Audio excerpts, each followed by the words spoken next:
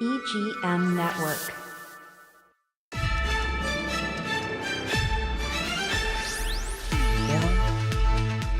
Hey, good afternoon, everybody. Get close to Palm Sunday for you folks that want to go out and grab some palms this Sunday. Don't forget it. And the other thing is, this is Sir Paladin. We sell third-party tax certificates, which I'm sure most of you folks are already aware of. And I'm here with Evergreen Media. And as you know, I never leave home without my American Express card, and I will never do a podcast without Jesse James here. Jesse's always on top of his game. Hey, thanks, Bill. He's like the miracle worker, you know? So this is podcast number 8, and Red Sox, 1967. Who wore number 8, Jesse? Oh, man. Don't know. Carl Yastrzemski, Captain Carl, right? Yes, all right. I've Took heard us of to the him, World yeah. Series. We almost won it. We should have won it, but it didn't work out, you know? So moving on with the podcast is supposed to be about truth and facts, okay? I dig for the truth, and I just try to give you the facts about it, and not try to make it too long of a podcast if we can avoid that. This is, you know, of course, this is the number 8 podcast, because Carl Yastrzemski is number 8, Yeah. and this is Wake Up America with Bill Crafton. And to introduce myself once again, I'm not a Dem, I'm not a Republican, I'm an American. And as Americans, I think the political system needs to treat us a lot better than it has been. And one of my most admired folks is Ronald Reagan. And we have a little video of Ronald Reagan in his goodbye presentation to America. I've spoken of the shining city all my political life, but I don't know if I ever quite communicated what I saw when I said it. But in my mind, it was a tall, proud city built on rocks stronger than oceans, windswept, God-blessed, and teeming with people of all kinds living in harmony and peace. A city with free ports that hummed with commerce and creativity. And if there had to be city walls, the walls had doors, and the doors were open to anyone with the will and the heart to get here. That's how I saw it and see it still. Thank you, Mr. President. NASA, global warming video image. Basically, we'll show you that, and I'll be showing that at every show because it's not going to get any better burning fossil fuels. No, yeah. There's a visual representation of how hot the globe has gotten from 1880 to 2020. Thank you, Jesse. I mean, what a backup guy. That's unbelievable. Yeah, jump in Going from anytime, blue to Jesse.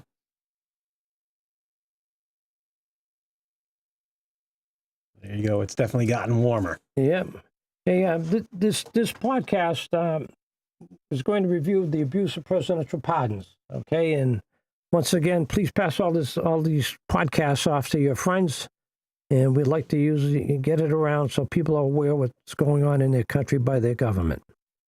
And recently, Mr. Mueller, the Attorney General, Special Prosecutor, passed away, and we have something to show you about that. Former FBI Director Robert Mueller has died. Mueller's family said he passed away last night. Mueller was the second longest serving FBI director in history. He took over 1 week before the September 11th terrorist attacks and served for 12 years. Later, he was named special counsel in charge of investigating ties between Russia and Donald Trump's 2016 presidential campaign. Mueller ultimately found there was no criminal conspiracy between Russia and the campaign. And we have the next one coming up. Part 2. Yeah. President's comments regarding to this gentleman. Meantime, President Trump is weighing in on Mueller's death, saying, quote, "Good, I'm glad he's dead." The short social media post goes on to say Mueller can no longer hurt innocent people. Several key figures from Trump's 2016 campaign and inner circle face various charges as a result of Mueller's Russian collusion investigation. Among them were Trump's 2016 campaign chairman, Paul Manafort, his national security advisor, Michael Flynn, and his lawyer and fixer, Michael Cohen. We have Paul Manafort. He was presidential's working with him, and he was dealing with the Russians while they were campaigning, and I think he was convicted, and he was pardoned by the president. And then we have another one coming up. Yeah, so we've got the graphic for Reagan. looking on as Trump goes. The graphic for Ronald Reagan. My thought on that, when I see Ronald Reagan looking over Donald Trump's shoulder, and I really wonder up there in heaven what he would really think about this president and his behavior and how he runs the office. Obviously, these two gentlemen are not cut from the same cloth. Totally different. Yeah. And I suspect that Ronald Reagan, being the most popular Republican president in the modern day, might be being used as a marketing tool by Trump. Because, he's a pretty shrewd marketing guy. He see Ronald Reagan, so try to hook me up with Ronald Reagan. Ronald Reagan's a great guy, so I get his picture up there. I must be a great guy. So anyway, those are my thoughts on that. Is that using Ronald Reagan as a marketing tool, because he doesn't seem to do the types of things Ronald Reagan did as he was president. Yeah. Thank you, Jess. Yeah. All right. So you want to go to the video of Paul Manafort getting pardoned. All right. And President Trump issues more than 24 pardons, among them former campaign chairman Paul Manafort and political consultant Roger Stone. Manafort was found guilty of financial crimes related to his work in Ukraine. Stone was convicted of lying to Congress. The president also pardoned Charles Kushner, the father of son-in-law Jared Kushner. The elder Kushner served jail time after pleading guilty in 2005 to tax evasion and making illegal campaign donations. What I think is really wrong with this type of stuff is how can a president go out and pardon people that commute crimes on his behalf? The rule of law, that shouldn't be allowed. Anyway, so moving on, we have Michael Flynn. President Donald Trump said he's pardoned Michael Flynn, his first national security advisor, who had pleaded guilty to lying to the FBI. The president made the announcement on Twitter. Yeah, the thing with Michael Flynn, he was working with the FBI, right? And he was basically telling them everything they wanted to know, and then suddenly he didn't no longer cooperate. And I'll have more on that a little later in the podcast. Stephen, while you were speaking to us, Michael Cohen was walking out of the courtroom, and it was a chaotic scene. We're just going to play it again for our audience at home now. There is Michael Cohen, of course, President Trump's former lawyer, who has just been sentenced to 3 years in prison. He had pleaded guilty earlier in the year to a number of charges, including tax evasion and campaign finance laws that he had broken. His lawyers were saying he shouldn't get any prison time because he was cooperating with the Mueller Russia investigation, but that didn't quite work out. He is now going to prison for 3 years. You got to love this. The only guy that told the truth to the FBI, right, was this guy Cohen, and he went to prison. Yeah, he was sentenced to 3 years for telling the truth, right? How do you figure this out? And he didn't get a pardon either. He told the truth. Now we're going to have another president's positions on pardon that was before Donald Trump. I'm extremely proud of my son Hunter. He has overcome an addiction. He's one of the brightest, most decent men I know, and I am satisfied that I'm not going to do anything. I said I'd abide by the jury decision, and I will do that, and I will not pardon him. Now, that was President Biden, of course, back in June when asked if he would pardon his son, Hunter Biden. Last night, though, the president issuing a pardon. That move spares Hunter from a possible prison sentence. This after being convicted of a felony gun charge and pleading guilty to federal tax fraud. The pardon clears Hunter Biden of all crimes he has or may have committed starting in 2014. Well, you can imagine, he must know what Hunter Biden was doing starting in 2014, moving forward. He must have a rap sheet as long as his arm. So that basically probably gets him off the hook. But once again, you can't trust presidents to do the right thing. The rule of law, it doesn't count when it comes to them. So, now my favorite guy coming up is Bill Clinton. Did you know America's most wanted white-collar criminal bought his way out of prison with a presidential pardon? Mark Rich built a billion-dollar oil empire by secretly trading with America's enemies. While 52 Americans sat trapped in Iranian captivity, Rich was making illegal deals with their captors, selling oil and pocketing massive profits. He dodged $48 million in taxes and used a web of shell companies to hide his crimes across multiple countries. When federal agents closed in, Rich vanished to Switzerland. living like a king while the FBI hunted him for over 15 years. His sophisticated operation involved secret trades with Iran, Libya, and apartheid South Africa. Investigators spent decades building an airtight case, but Rich had one final card to play. His ex-wife, Denise, had been quietly donating millions to Democratic politicians and the Clinton Library. In January 2001, President Bill Clinton shocked prosecutors by granting Rich a full presidential pardon. The billionaire fugitive never spent a single day behind bars, proving that with enough money and political connections, even America's most wanted can buy their freedom. The Clintons in general are shameless people, and they don't really give a damn about anything except themselves.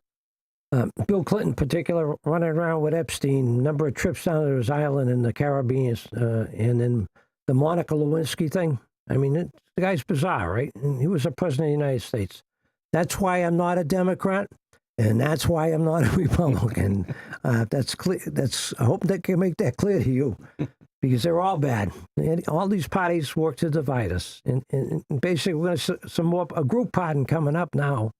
U.S. President Donald Trump pardoned Rudy Giuliani and dozens of other allies accused of trying to overturn his 2020 election laws. A Justice Department official said on Monday the list also includes former Trump attorney Sidney Powell, as well as his former chief of staff Mark Meadows, former White House official Jeffrey Clark, and former lawyer for Trump John Eastman. All those guys work for a president, right? And why can the president be allowed to pardon people that commit crimes on his behalf? Makes no sense to me, and we got to find a way to stop that. It's bizarre. Supposed to have the rule of law in this country. It's a slogan. I don't think it's a reality anymore, you know? So, And then we're going on to Mr. Flynn here, if we can. Just a picture of Mr. Flynn. Mr. Flynn, he's out of Rhode Island, and he was cooperating with the FBI. And then suddenly he changed his lawyer. He got Cindy Powell, one of those people that just recently was pardoned by the president in the previous video. Cindy Powell became his lawyer, and he stopped cooperating immediately. So I'm almost thinking, it's only a guess, maybe she delivered a message to him. Oh, and by the way, he sued the Department of Justice. And the Department of Justice has just settled with them for $1,250,000 he's going to get tax-free from the Department of Justice because the president probably directed him to pass the money on to him. So, it worked out pretty good for him, I think. So, and the one that we didn't discuss is Juan Orlando Hernandez, president of one of the Central America countries. He imported 400 tons of cocaine to the United States of America, and President Trump awarded him a pardon because he thought he was a pretty good guy. He's also a very right-wing guy in the South America, so I'm sure that has a little influence. And Nicolas Maduro, the same thing, and we went in and we arrested him. Does this make any sense to anybody? Because it doesn't to me. They all should be in jail. Moving on to the United States surplus surpasses $39 trillion in debt. The latest $1 trillion was added in the last 5 months, and we will hit $4 trillion before the year's out. $40 trillion before the year's out. We might even hit $41 trillion before the year's out with this war that's going on. So the Trump campaign, which I couldn't find any video for you, he had promised, and I remember this, he had promised in 8 years the national debt, which is now going to be $40 trillion. It was about $19 trillion then. He's got to make it zero in 8 years. But right now, he just seems to want to grow it, and that's what he's doing. And we have a link, Jesse. You check for me on the billionaires always on nice things to say. Trump. Oh yeah. Here we go. Do you still need $200 billion? It's always nice to have. Always nice to have, huh? Imagine that. Hey, I'll take the $200 billion. Yeah. And these guys think we're all fools, right? I'll take the $200 billion. You know, we can't pay Social Security. It's in trouble. Medicare is in trouble. Medicaid's in trouble, right? All these things that people kick into are in trouble. But we'll take $200 billion. I don't know what I'm going to do with it, but I ain't going to give it to the people. I mean, that's my message I get from that. Yeah. Some things the government could do instead of spending $200 billion more on the war, and it's basically you're going to have to pick one. And the source of this stuff is the Century Foundation. I did not think these up on my own. And Jesse, if you would introduce them one at a time, I would like just make a comment. Yeah, some things that we as America could spend instead of spending $200 billion on war. We could cancel all medical debt in the United States. Yeah, North Carolina had a program. Every North Carolina resident that they bought up medical debt and bought everybody out for pennies on the dollars. $200 billion could be used the same way to cancel medical debt nationwide in our country. Yeah, we could be providing free school lunch to all American children. Now, this is a pick one now. It can't do all these things. I want to make sure you can only pick one of these. Right. The $200 billion could pay for over 18 years of free school lunches. We could be providing tariff refunds to every household in America. Cash in everybody's pocket. Not bad. Not bad, right? We could make health care more affordable for millions of Americans. Ensuring health care coverage for all Americans and save an estimated 68,000 lives. We could be delaying Medicaid coverage loss for millions of people. The one big, beautiful bill, the $200 billion, could help to prevent Medicare coverage losses for up to 5.2 million people. Instead of this Iran war, we could be sending millions of low-income Americans to college. $200 billion would fully cover annual tuitions for 5 million community colleges students per year for the next 10 years. Or a decade. Yeah, amazing. Huh? Yeah. We could be supplying food assistance to millions of Americans. That would be covering, the $200 billion would be covering 2 full years of SNAP's annual budget supplies for food assistance to 42 million Americans. We could be fully funding Pell Grants. The $200 billion keeps millions of low-income students in higher education. We could be providing free child care for millions of children. $200 billion could fund child care for 10 million more children per year. And instead of this Iran war, we could be doubling school funding for low-income students. $200 billion could instead more than double Title I funding for a decade. My friend Claudia, that happened to be down with me, she said, those are all nice ideas, but the government will never do that. You can't depend on the government to do good things for the people of America. You know, and I think, Claudia, you might be right. So anyway, I thought I'd let you know that I have an opinion on this besides my own. Okay. Yeah. And then we're going to go to closing remarks. Off we go, Jesse. All right. So this is a Trump comment here. This is a story about Trump here. I'll let it roll. In today's Money Watch, the Trump administration is paying a French company $1 billion to walk away from 2 U.S. offshore wind leases. This is part of the White House's campaign against renewable energy. Total Energies has agreed to what is essentially a refund of its leases for projects off the North Carolina and New York coasts. The Department of Interior said the company will invest the money in fossil fuel projects instead. The Trump administration has tried to stop offshore wind construction, but federal judges repeatedly have overturned those orders. Environmental groups denounce this new deal as an alternate way to block wind projects. If you look at the China versus USA podcast we had a week or two ago, you'll see where we stand on this. And clean energy means cheap energy for electricity, and it means clean air for us to breathe, and it's not going to contaminate the water sources.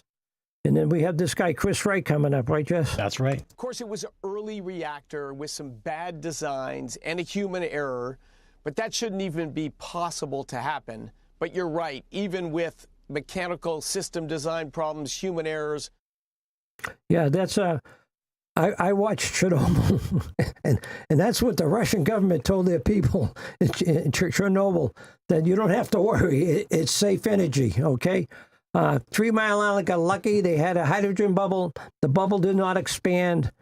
HBO, I just recently this week discovered Chernobyl lost tapes. If you want to see how badly the damage could destroy people's bodies, faces, and lives, view HBO Chernobyl last tape. And I'm not getting paid for that plug.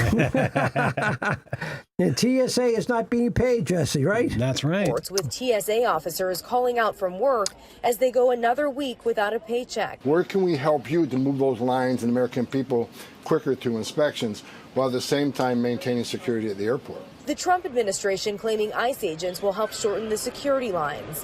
When I've seen them, they've just been standing around talking. So, I don't know that they're that badly needed. But the union representing the TSA workers who are trained to screen passengers and baggage say this is not the answer. ICE agents can't work in up a lane and work it. All they can do, like they've been doing, is providing directional support. Yeah. Tom Holman, I think he still owes the FBI $50K, if I'm not mistaken, Jess. Anyway, but he's getting a lot of publicity here. Yeah. The brown shirts forgot their masks. They're walking around the airport without masks. That's amazing. I thought they had to wear masks, according to the president. And the bottom line with that, why not borrow funds from ICE? The $50 billion budget in the great beautiful bill that they passed, they had $50 billion in the budget for ICE. They could borrow that money and pay these TSA workers. And like I said before in a previous podcast, airlines should fund TSA, airport operations. Simple as that, because it's the benefits the airline, it benefits the flyers. I'm sitting here in Vero Beach, doesn't really benefit me. Moving on to Marjorie Taylor Greene. Yeah, that makes sense. Yeah. All right. Here's Marjorie Taylor Greene. Well, just to be clear, the president broke with me over the Epstein files. So that always has to be said. He called me a traitor because I stood with women who were raped when they were 14 and 16. But I do completely disagree where the president has led the country.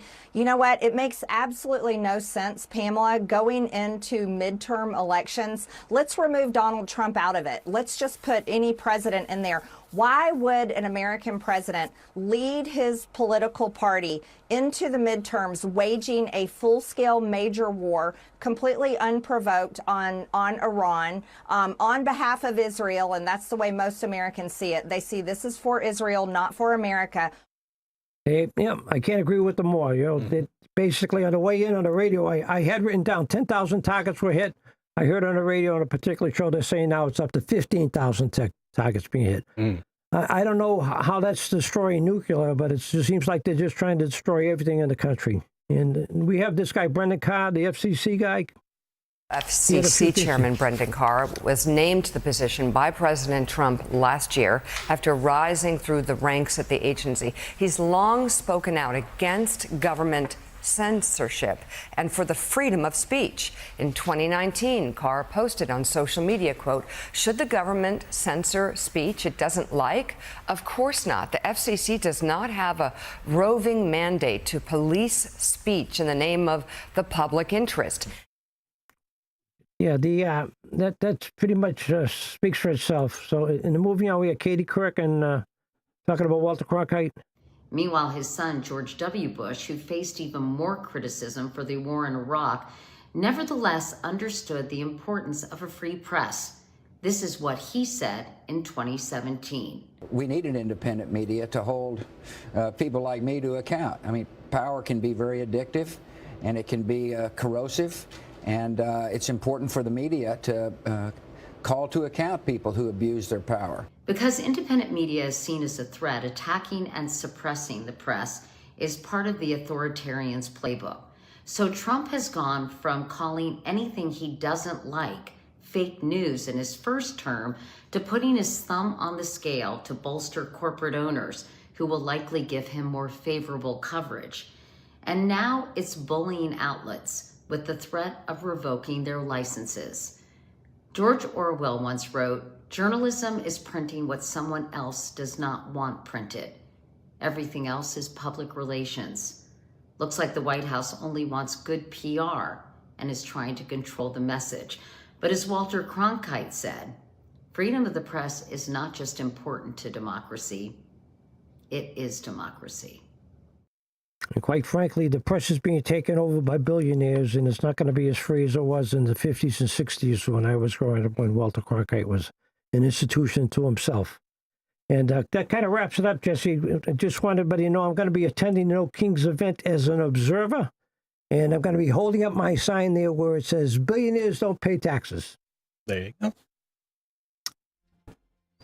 All right. We'll see you there. Okay. All right. See you Thanks later. a lot, Bill. Okay. Yeah. Thank you, Jesse. All right. Once again, this is an important podcast. We encourage you to share it. Please forward this podcast to every contact you have. The midterm election is critical to the survival of our country. The podcast should be treated as a chain letter. The messages in the podcast need to be viewed by millions of eyeballs. So let's get the ball rolling to restore dignity and respect in our country. Thank you, and you can email the show wakeupamerica@gmail.com. All right, we'll see you next Friday at 1 p.m. That's right. Coming up to East, everybody. All right. Take care, everybody.